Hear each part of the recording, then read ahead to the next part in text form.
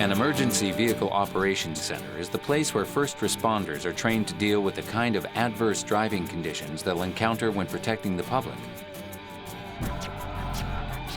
The instructors at this facility conducted a real-world test to see how the all-wheel drive systems of the top 5 small crossovers performed in a variety of conditions. Let's get to know them. I was formerly a SWAT member for 10 years. In my current assignment, I'm the Director of Training for an Emergency Vehicle Operations Center. I was a police officer for 16 years. I was a paramedic for 27 years. I've got 21 years of law enforcement experience. I've been in law enforcement for approximately 23 years. Without playing favorites, the instructors randomly picked keys from a hat to assign driving order. Each of these seasoned drivers got behind the wheel of the Subaru Forester, Ford Escape, Toyota RAV4, Mazda CX-5, and the Honda CR-V, and subjected each to a barrage of tests. First, they tested these vehicles on asphalt to see how they maintained control on curvy roads. All right, Subaru. Ooh, this is an interesting feeling.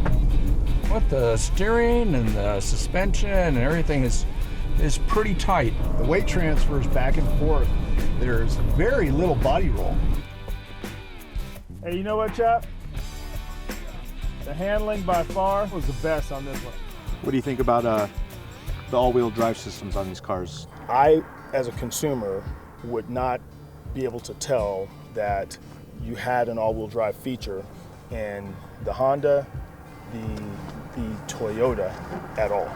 With the Subaru, I could feel myself being planted on the road. I could tell that all wheels were connecting. Even if I didn't know what all-wheel drive was, I would still call it a better performing car and a safer feeling car. One thing I found about the Subaru is it had very little body roll. It stayed very flat on the ground. Right. Overall, what do you guys think? I'd go Subaru first. I agree. It was now time for the instructors to take these vehicles off-road to see how their all-wheel drive systems performed in adverse low traction situations.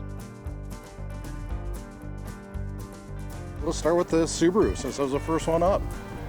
It was great. The first off, the running start. Walked right up it. No issues at the top. And making that sharp turn on the other side, there was no dig. It didn't dig in. It pulled it right out. It looked like it allowed you to carry your momentum the whole way. Right. Kick in the pants. You didn't have to work it very much either, right? Didn't have to work it at all. Subaru was steady, right straight up the hill.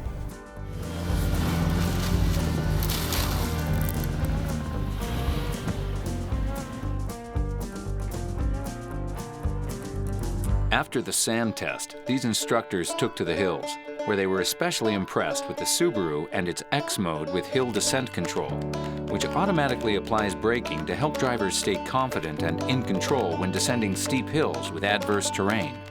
That descent thing's freaking awesome. Freaking mind-boggling. Thing's incredible. Let's change drivers. Let's do it. That X mode, that thing just blows me away. The Subaru, as long as you kept gas to it, it stayed on the hill. Everything else you had to functionally put the brakes on. I started it at the very top of the hill, took my foot off the brake, and it completely controlled the vehicle all the way down. In an adverse driving world, Subaru vehicles provide stability. Hills, curves, slick roads. No matter the conditions, you'll be in the driver's seat.